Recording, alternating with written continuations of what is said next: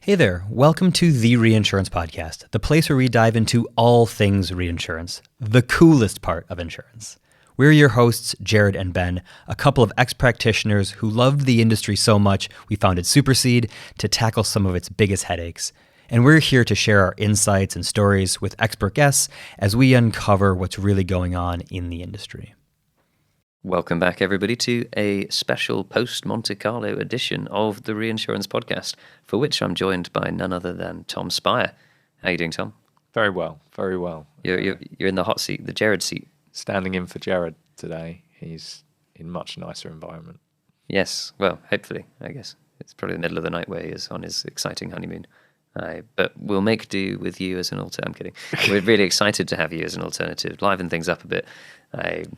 I've been too nice to you and too nasty to him, and can't get quite the right balance. But let's just say that you're a wonderful alternative when needs must. Thank you very much. But we're here to discuss Monte Carlo. You and I were both there. Cordy was there as well, actually, and we had a very, very exciting time of it. I think you had probably the lengthiest version of Monte Carlo imaginable. When did you get in the end? Well, to avoid jet lag, I strategically arrived the Monday before. Yeah, the conference started. Had you adjusted by the sort of Saturday when things started happening, or just about? Actually, I felt quite refreshed. Yeah. So it's the conference is getting kind of earlier and earlier each year. Back in the olden days, it used to be kind of a Monday to Friday thing, and everybody would fly out on the Monday and then they'd fly back on the Friday. And I think people just can't take that much time out of the office anymore, and so it kind of drags earlier and earlier, and now it's kind of starts on Saturday. I had 6 meetings on Saturday this year, and then kind of everything wraps up by the Tuesday. So so when you have 6 meetings on a Saturday, it's quite nice to have had a few days off before. Absolutely. It is weird, isn't it? Going out, sort of, you finish your week on the Friday and then you're on the plane on Saturday normally in order to be there for a meeting, kind of not to get ready for the next day. Yeah. Sort of thing. It does add up. Those poor senior reinsurance executives going to Monaco. No, I'm kidding. We sympathise with you all. One thing that was quite interesting, though, as you said, is this year we had the pre-Monte Carlo forum as well back in London, which was like astonishingly well attended, I thought, as well, in terms of not just London people there. Somehow it seemed quite a few people from Bermuda had made a stop in London on their way to Monte Carlo, partly to attend that event, I would guess. And we had an incredible lineup of speakers there. Lots of maybe bold missions set out during that session. It was a really, really good session. You had sort of the contrast between David Howden, who was, I think, solely representing the brokers during that session and stood up and did the whole rates will come down. But because of the great importance of serving clients, kind of talk, which was what you'd want from a broker. And then simultaneously you had an army of other speakers available to all push the case of underwriting retaining its discipline for as long as needed. But it was well humoured and ambitious in scope in terms of what they wanted to achieve, I think, as a pre-conference panel. So was everybody ganging up on David Howden? A little bit, yeah. There were lots of I'm sure he defended himself well. He's an excellent speaker. He did. I enjoy it. Yeah, but that was, I think, one of the things that stuck out to me from that forum was, much like at the conference itself, which is, as we've discussed before, sort of an opportunity to posture a bit and talk about the great importance of the industry. Some of the key themes that did keep coming up were very macro, and it wasn't entirely clear how they were going to actually be solved by our industry at any point soon. But we talked at length about geopolitics and climate change and all sorts of major things going on around the world, not necessarily with an ambition to individually do anything about it. It was sort of strategy. We're this incredibly important industry who needs to solve climate change. Tactics, keep rate discipline, only write the class of business you like, and do the same deals you've always done. Right? It was this quite interesting contrast. Similar kind of conversation with AI, right, as well. Because it's framed in the media beforehand as like, this is the lead up to Monte Carlo. These are the themes that we're going to be positioning throughout the conference as a way of setting the scene, setting our stall out for this renewal period. Yeah. And to hear, subjects being spoken about on a 10, 15-year time horizon doesn't quite fit that narrative. Yeah, it's almost like the sort of bottom of the to-do pile stuff. And at some point, our industry will get to these issues, which are becoming ever more problematic for us.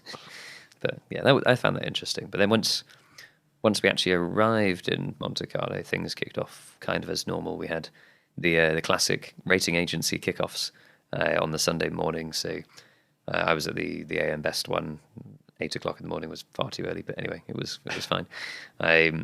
That was good fun actually, because Carlos and a few of the others presented on a range of different trends, in particular capital, how much capital is coming into the market now. Exciting to see, the amount of dedicated reinsurance capital going up by about 10%, giving us, I think, like $620 billion now dedicated to our industry, which is exciting. Suggests we've got a bit more absorption now. But my favorite part of that presentation actually was when they put up a slide of all their predictions from the prior year. Fantastic. And then did like a tick against the ones they got correct, and they got all of them correct. And it was sort of not lauded as, aren't we geniuses, but rather to say, this has basically been the most predictable year ever in terms of nothing that interesting or dramatic has happened. So I think the words... But I can't remember. I'm sure, I'll have to listen to the podcast that we did, but I'm sure last year, like, new entrants into the market and the formation of new reinsurance companies was like a big thing the ratings agencies were talking about. I think we didn't really see that so much. I feel like they were talking about it. Everyone was talking about it a lot, and still it came up again a lot this year, but with a skepticism perhaps as well. Like, a lot of the new capital coming into the market not going to new entrants who have a very hard task, to replicate a big top 10 reinsurer one day. Versus, just put more capital into the players who are already there, or use alternative capital, etc. So I think they kind of said in their predictions, probably not any new entrants, capital just going into the other place that they already can go into. They said rates will sort of remain kind of as hard as they were, like not much worse, not much better. The other interesting thing I think they said was around terms and conditions being held, and also not seeing any retrenchment back into like writing lower layers and that kind of thing. Yep. The reinsurers were like, nope, this is what we do now. We're staying in this sort of more peak event kind of scenario space and not absorbing any of the attrition. That's not what reinsurers are for, was still the mantra coming out in those sessions, which I think supported a lot of that positive outlook that the rating agencies are tending to give the reinsurance space at the moment.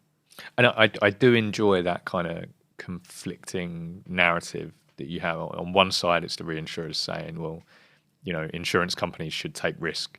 That's their job. Yep. Particularly at a low level, we're there to, support them in unusual events or very, very large freak occurrence events. And that's what we're going to continue to do. And on the other side, you have people framing, the increase in attachment points as a loss of relevance of reinsurance. And, if reinsurance companies are to remain relevant, then they need to be protecting the balance sheets of their clients, not sitting far off and just protecting against a really unlikely event to happen. So, it's obviously the answer is somewhere in between and the true version, but it's interesting to hear the conflict. Yeah, and it was interesting that one of the words that kept coming up, I think it might have been Rachel Turk at Lloyd's who I heard say it first on the pre-forum, was nuanced. And that seemed to echo quite well around the industry. How is this renewal season looking? Oh, it's a very nuanced renewal season. And I think part of that emphasizes the point you just made around where are we in terms of a reinsurer helping out or pulling away. It really does depend on the market and on what's been going on in that market. I think some of the very challenged catastrophe zones in the US, for example, it's almost like the puppeteer has taken away the strings and left a insurance puppet unable to stand up on its own, right? And they're just having to pull out and withdraw and not provide any insurance cover to people who live in certain areas with certain perils facing them. In other areas, the reinsurer is able to step in and provide the puppet kind of strings. It's a strange analogy, but I kind of like it. Keep going with it. We'll Yeah. see where it goes. And they can even make it do a funny dance or something. The reinsurer sort of backing has remained pretty stable in old favourites, I'd say. We can dive into a bit of a class by class. Yeah, it's quite interesting what happens when you look into some of those classes more specifically. That's it, and that's where the nuance exists. And I wonder whether there's more of a temptation to look into the nuance of specific perils in specific regions, because the market as a whole is actually quite benign and stable, and not much is changing. When the whole market is moving dramatically, people don't really feel the need to look into all of those nuances. I think those nuances are still there, even when there is big market movement. But it's just less visible. Whether people pay attention to them. Yeah. There was something that came out recently from Lloyd's, I think, around being slightly less draconian around its performance management measures and letting people, players within their market, lean into growth a bit more, sort of thing. You sort of say, we can look less at the nuance a bit because we're in a growth mode, right? Which is, how so I read that article, and it was interesting because on one hand they're taking the credit for the syndicate's improvement in performance, which is largely a market conditions driven thing. And they're saying, okay, well, we have now improved the profitability of the market, and therefore they don't need us to be so much of a regulator, and we're going to be more of a market facilitator. Yeah. But when it's market forces that are moving the market in that direction anyway, arguably, they could have accelerated things by stepping away earlier. Yeah, absolutely. So it's interesting to hear how that's framed as well. Yeah, I mean, I've seen some growth numbers knocking around, saying that 6 out of the 7% of growth that we're seeing in a lot of bits of the market has been just rate increase. And so all these firms are like, we're doing loads more business, we're doing really well. It's like, well, no, you're writing the exact same accounts you wrote last time, but there's more premium, so the number's bigger. But volume is the same, by and large. Which is why I've always thought it bizarre that syndicates are approved on capacity based on a premium number and not a limit number. Yeah. It almost seems counterintuitive. Like if rates go up, then all of a sudden I need to apply to write the same amount of business that I've always been writing. Yeah, that is a bit contradictory, isn't it? Yeah, it'll be interesting to see how long that growth mindset is maintained. I think John Neal put out a 100 billion target or something, didn't he? Which would be massive. It is. That would be quite a transformational change in the scale of Lloyd's. But it was very interesting to that point that I think it wasn't entirely clear what role reinsurance would play within that. In fact, I may have been in an audience where I asked him this exact question and said, what do you see the balance being going forward between insurance and reinsurance? How's the Lloyd's inwards portfolio going to look? I asked a bit about outwards as well, and he answered the outwards bit and said, yes, we buy about 3 times as much reinsurance as we bring in at the moment. But there wasn't much indication at the moment of, okay, if you're going for 100 billion of GWP coming into the market, how much of that is going to be reinsurance inwards? Because the role of Lloyd's, or the attractiveness of Lloyd's for those looking to buy reinsurance, has been more in question recently. I think we've seen a few commentators say recently that Bermuda's maybe more a better option, Germany, the US, etc. Well, I don't think Lloyd's has diversified in terms of its appetite in lots and lots of areas on the insurance side, but I think it's kind of failed to diversify on the reinsurance side. It's still a place for specialty non-proportional covers, right? You're not seeing a huge influx of proportional deals being done with Lloyd's syndicates. It's just with an extra 5% commission. Yeah, it's not the way. It's not what London was set up to do. It's not known as an area of expertise for proportional cover. And so I think markets do look elsewhere, particularly like US domestic carriers that have always bought mostly proportional covers, mostly either domestically or out of Bermuda. And I think we've seen that continue. And whether or not, I suppose, that 100 billion is achievable without a more sort of mainstream attitude to what business Lloyd's likes will be quite interesting to watch. Is specialty large enough as a class to support that growth, or will they need to become less special in terms of appetite? Yeah, would be quite interesting to. And is that driven by the CEO? Or the likes of Rachel Turk and her team, and kind of signing off the business plans and a new chairman granular level as well. Not to preempt when we'll do the news later in the month, but it's exciting times for sure. Yeah, big news. But beyond Lloyd's, so we had our rating agencies on the Sunday, then all the consultants kick off, I think, in the subsequent days. Yeah, they did. Yeah, so that was the Monday. There were a fair few from a lot of the big consultancies. A lot of talk around AI and changes there and transformation.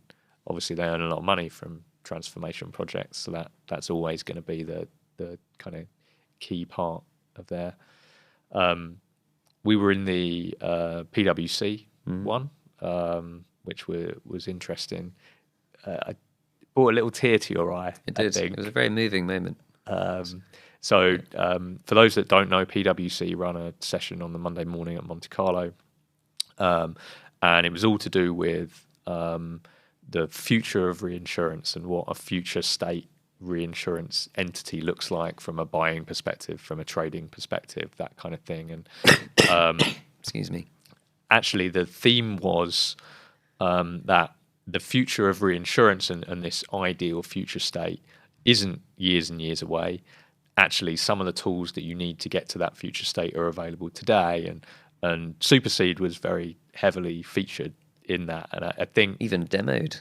They had some demos, and it was nice to see you get a bit emotional that your idea that you came up with, 8-9 years ago, is now being touted by one of the biggest consultancies in the world as the future of reinsurance. But how did that feel? It was really exciting. I think that really brings it home. I think it's a similar thing. This is very exciting that we work with customers who are also big global brands. So we all, I think all of us in the team get a huge kick when you walk past like a building owned by Generali or something, right? And you're like, it's one of our customers. And I think similarly, a lot of big insurers that you see sponsoring football teams or stadiums and similar, and you're like, oh, that's one of our customers, kind of thing. Similar effect, I would say, for the PwC thing, to have such a well-recognized brand, stand up and say, well, we've done the research, we've done the maths, and actually crack on, you've got to get your data sorted out for this AI future to ever be achievable. If you don't put something like Supercede in place now, that future's just never going to come. And that was really exciting to hear, again, in total absence of any alternatives. It's sort of, well, you could use Supercede or we give up now, I guess. So that was very, very... probably not how the final advert will be worded. Probably not. Yeah. Use Supercede or give up now. Yeah. I had a good slogan actually on that basis a while ago that came to mind. Okay. Supercede, just deal with it. Looks around at the marketing face. No, okay, didn't work. Good. Because you're deal making. Giving our listeners an insight into our weekly marketing meetings. Or the weekly barrage of Ben's ideas that go in the bin pile. It's volume, one of them will be good one day. Cool, so move on. Next topic. One thing I did enjoy actually was during the demos, head of product, George Smith, did a fabulous voiceover for the demos. A very good voice-over demo. It's calming. He's got a really good kind of meditation voice. We should have him on here, probably. But yeah, I think we should. He also, just everybody in the room felt really calm when he was talking. It's like, oh, maybe he can do a spin-off podcast or something. The mindfulness charts await. We'll post some of these videos so that people know what we're talking about. Yeah. Perfect. So then we had the consultancies. Of course, I can't believe we're only just getting to this, in fact, but what did we do pretty much then all of Monday from 11 till 7 or 8 p.m, I think? We did the Reinsurance podcast, or you did the Reinsurance podcast. Like a trooper, yet again, second year running, all day. No shade. Nothing to eat. It was really good fun though. The guests that we had on were amazing, all super interesting. Some of those conversations you go and you're like, not quite sure what we're going to talk about. We've got some notes, but let's wait and see.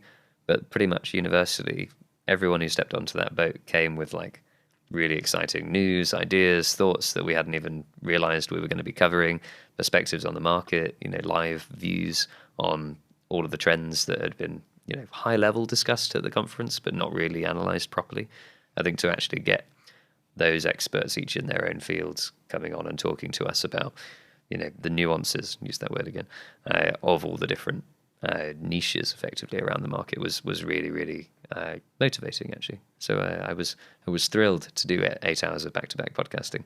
Yeah, it was a really good mix of guests. We had CEOs of syndicates represented. We had segment CEOs of like company markets as well, and then we had some exciting new startup vehicles. We had some kind of historic MGAs that had never bought reinsurance before, and it was only their second year coming and buying reinsurance. We tried to make sense of the Lloyd's market for our listeners and the technology efforts thereof. Yeah, with a couple of guests, including I believe it's the first media interview from the CEO of PPL. That's very cool. I hadn't realised we were the first. So yeah, it's really, really good insights. Yeah. Oh, amazing. And hopefully listeners from around the world were able to finally understand what all these words like Blueprint 2 and PPL and Velanetic and... You certainly were. Actually, I thought that was quite amusing because for about the first half of the interview, I thought that you were kind of feigning a lack of knowledge in the difference. Yeah. And then about halfway through it, I twigged on, oh no, Ben actually has no idea what the difference between PPL and Velanetic and Blueprint 2 is. Well, because I know what the status quo was, right, long ago, and then we stayed very close to it in our early days when we were sort of more Londony, but then we've since sort of gone very global in scope, and so we sort of have people in the team making sure that it's always compatible with whatever's happening in that blueprinty space, but that's not the priority as such. It's like something that we have to have as well, but most of the time it's like, wherever you are in the world, does this work for you? Well, unfortunately, at the moment, a lot of that work is to wait around for decisions to be implemented. At the market level. So we were able to get some good insight. I think people were very honest. About that side of things, and aware of frustrations with the speed of things and the take up of things. Yeah, certainly speaking to others at the conference from various points of view, there's a lot of frustration about where that overall program is and where the project is. And I don't think it's directed at anyone in particular, any specific party, but there's a lot of acknowledgement generally that it's not quite where it planned to be, shall we say. But, yeah, completely. And then we probably haven't spoken about the biggest kind of topic and contributors of the week, which is when you start hearing what the chief executives think and what the senior people at broking houses and at carriers are saying and where they think the market's going to go. And that news kind of starts to hit across, Sunday and Monday, but by Tuesday there's been kind of 3 issues of every industry publication out there, and you're kind of matching up views. So how do you think what came out kind of by Tuesday, how did that compare to kind of the aims and objectives that were set out the week before in London? I think it was more moderate, I would say. I think that was sort of, the tone was set by the early interviewees again and by the rating agencies and so on, such that nobody really wanted to deviate much from the tone. There's this overall background of, we had a prior decade that was rubbish. We've got a bunch of casualty reserves that since 2017 have continued to look worse every year that we look at them. As an underwriting community, we shouldn't be, giving any ground right now, but equally, we have taken a lot of ground in the last few years, so we're not going to be pushing for more. So let's just try and keep everything in the equilibrium it's currently in, and not rock the boat too much was the sort of general message that I got, and so much so that I did an Insurer TV interview up on the roof of the Hotel de Paris, which was quite nice. Although it was completely foggy and raining all around. You did it on the Sunday. Yeah, it was on the Sunday. When it was wet, and all the Brits were wearing leather-soled shoes and were kind of sliding across the squares. And But it was funny doing that interview because when I got there, they were like, "Oh, thank God, somebody different," because like the previous, 9 interviewees had basically had the exact same stock response to every single question they'd asked. Because they probably had their PR person sitting right next to them, like, here are the talking points. You have to say this because your peer has just said that, so we'll maybe change this word slightly to a synonym. So did you shake things up? I did shake things up. Yeah, that I haven't seen it come out yet. Actually, it's part of Reinsurance Month, so that will come out soon. But I do remember making some very unusual analogies, which I hope will land, but we'll find out. We'll find out. You never know when sound like you at all. No, not at all. But yeah, that was definitely helpful to hear from those CEOs. And then most excitingly, perhaps, of all of the announcement type things that came out, of course, was like a soft leak of the Willis news, I guess. Well, it was sort of like every time these things are underpinned by the rumour mill, aren't they? And I think it happens whenever a large group of people get together. Yeah. We do love gossip as an industry, and so everyone was very, very excited to give as much gossip as they could on the impending re-emergence of Willis Re. Yeah, and it's one of those things where you can see enough factual information to draw possible scenarios out, right? Like, the non-compete or whatever, the don't build your own broker provision had run out. Excuse me, had run out. So it's like, if it's going to happen, it's probably going to happen pretty soon. And similarly, it'd be like, who are the people of sufficient experience and seniority who are coming to the end of their gardening leave?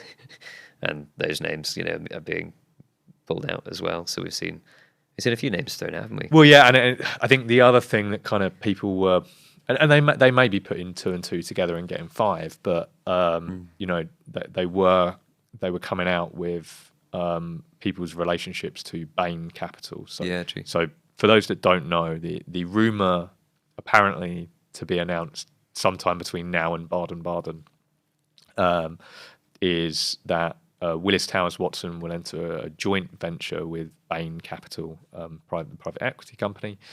Bain Capital will provide the operating capital for the new entity, which will adopt the branding, logo, and technology stack of Willis Towers Watson. So it will be Willis Re, although it will be a brand new startup company. There were some figures in lots of the media about how much it costs to run a reinsurance broker before you have any money coming into it, which were astronomical figures. There's a very good Yes Minister episode on a hospital with no patients and the cost of running. If you haven't seen that, it's probably quite a good analogy for that. Reinsurance broker. Well, yeah, but then you want a reinsurance broker with brokers. You got to have managers to manage all the employees. So yeah, I mean there were loads of rumours coming about from the identity of the top team. That they were fairly consistent rumours about similar people that we've seen in the industry. James Kent coming out of retirement, or Steve Hearn came up in a few conversations. Apparently there's a historic connection that he has to Bain Capital as well. So that was kind of there was logic applied there again. Maybe 2 and 2 is 5, and then kind of lots of talk around whether people might be coming to the end of their golden handshakes that they got when they went to Gallagher from Willis, and so a lot of the senior people may be tempted to return effectively. Exactly. And that was kind of that was opposed by this idea that presumably this new entity there will be an option for Willis to take it over at Yeah. some point. They certainly wouldn't like it to go to another No, broker exactly, yeah. when they put their branding and all of their technology into it. So it was, how do you incentivize people on a Yeah. long-term basis for that? Because presumably it's an equity incentive when you first start up, but What's if the the exit outcome event with one buyer? the outcome of that is you end up with some Willis stock. Yeah. Maybe that hurts how attractive Yeah. it could be for some people. I don't know. It'd be interesting to see, as you said, Gallagher obviously being a kind of a natural target for hires, just given the sort of previous relationships, but amongst the big two others, and then the sort of challenger broker communities, it'll be very interesting to see where the talent sort of comes from, because you've got, as you said, lots of golden handshakes around the market, lots of different incentives set up for the people who've joined those challenger brokers. Last time when those challenger brokers were set up, it was at a time where there were loads of private equity money knocking around to offer quite astronomical packages for people. It was at a time where that story about having two big brokers won't be enough for the market. So obviously you're going to do well if you join anyone from 3 to 7.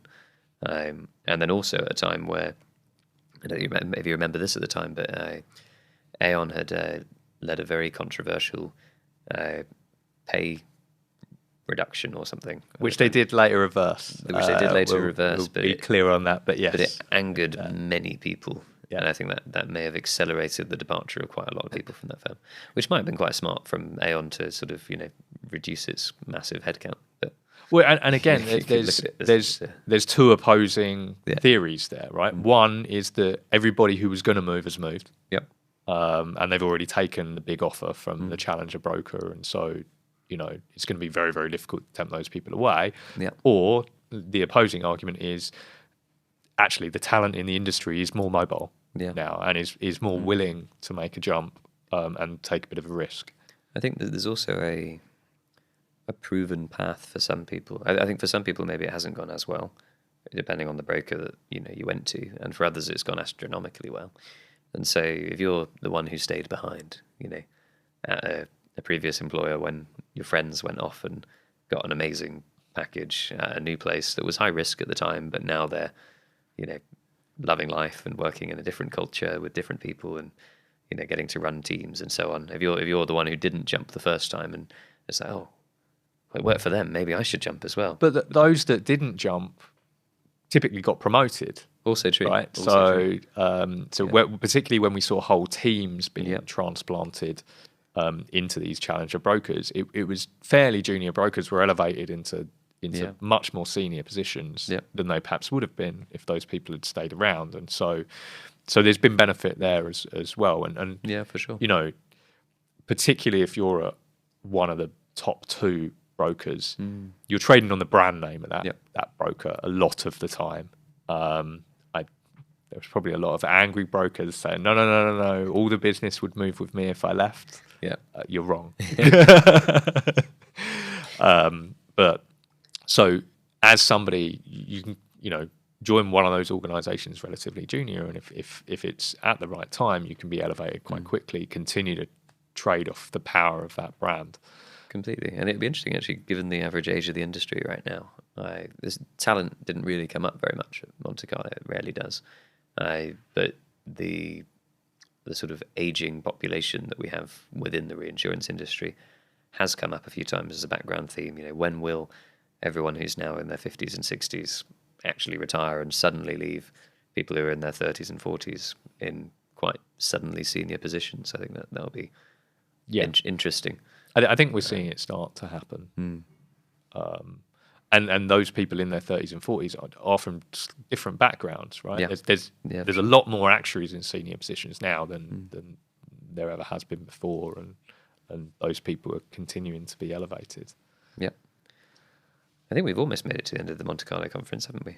Anything else happened on lots of meetings and things on the Tuesday? The Café de Paris has reopened in all its glory. We had a nice sundowner on the terrace, didn't we? We did. That was very lovely. Up there, and a few reinsurance brokers had taken up residence back terrace. in there, where they were happy to return to the Café de Paris. It certainly made it much easier to find a table to sit down and drink a €10 coffee. It did.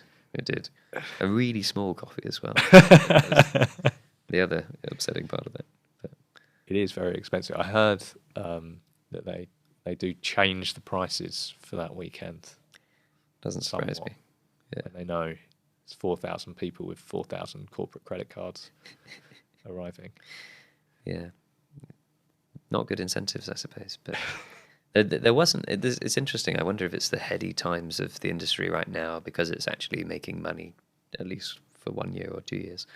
Well, the first year that it's returned its cost of capital, according to AM Best, actually, which is quite exciting. But maybe it's that, but it's probably the first year that I've not heard anyone say, should we really be going to Monte Carlo for this conference? Is that not a bit flashy and expensive? Couldn't we all go to Lille instead? No offense. Yeah. I chose you, Lille, because you're a major transport hub, not for any other reason in comparison to Nice and Monte Carlo. No, we spoke about the reasons for doing it, and I think a lot of those reasons were justified from this event this year. A lot of people say, "Oh, no real business is done there." That's all done at Baden or PCI or Cirque or one of the ones kind of closer to the renewal time, which is true, but you need an opportunity for the market to set the scene, and for people to stand up and make statements that are going to guide the thinking and the narrative for the rest of the year. And I think it's still a very effective place to do that and a very effective mechanism by which the market operates. Yeah, and it's a critical opportunity for face-to-face relationship building as well. If you can't efficiently schedule or calendar quite as many meetings as we can in Monte Carlo, by traveling to each of the clients. If everybody assembles in one place, you can have a day full. We had a lovely time on the yacht, didn't we, when we were doing the podcasting, where some of the guests stuck around for a bit afterwards and hung out on the boat with us because they had a half-hour window for lunch or a gap between the next meeting.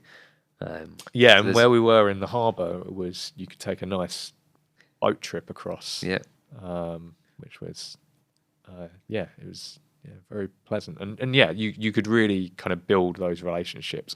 There's quite a lot of criticism over the kind of half-hour speed dating meeting structure that people have there. But then there is, there are a number of social events, and you can spend time over a dinner or whatever to kind of cement those quick business discussions that are had during the day.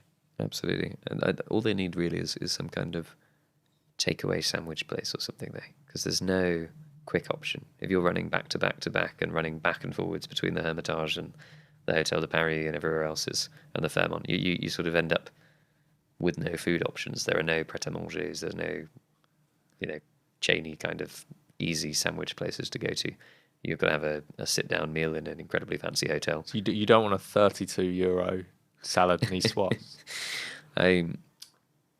It is not every day. Not every day. Exactly. And on that note, we'll wrap things up for another year at Monte Carlo, and look forward to the next few conferences, which are PCI and then Baden-Baden in the next few weeks. We'll see you there. Thanks for tuning in to the Reinsurance Podcast. If you enjoyed our show, don't forget to subscribe wherever you get your podcasts and leave us a review to let us know how we're doing, preferably 5 stars. For more insights and updates, follow us on LinkedIn and visit our website at supercede.com/podcasts. You'll find the links in the show notes.